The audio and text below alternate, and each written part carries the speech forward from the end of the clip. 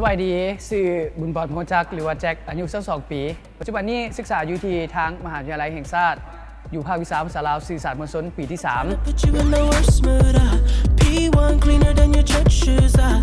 ต้นโตแล้วเป็นคนที่ว่าขี้ดื้อแล้วก็ตลกเฮฮา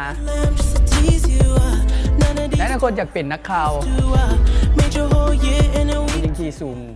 165แล้วก็เป็นคนที่ว่าอวบแน่นิสัยต้องเป็นคนที่ว่าเอื้อเฟื้อเผื่อแผ่ฮักหมู่แล้วก็ฮักคนอ้อมข้างต้องเป็นผู้ชายที่ว่าฮู้จักเฮ็ดเวียกดูมันแล้วก็เป็นผู้ชายที่สุภาพบุรุษหลายคนก็สมมติว่าเป็นผู้ชายเขาก็ต้องเบิ่งห่างกายของเขาเองถ้าเป็นผู้หญิงเขาก็ต้องเบิ่งห่างกายของเขาเองเช่นเดียวกันโจรป่าแล้วดูหินมาแล้วแต่อยากจะไปอิตาลีเสน่ห์ต้องอยู่ที่หิมศพเตบาสีม่วงเพราะว่าเคยลองชิมแล้วรสชาติดี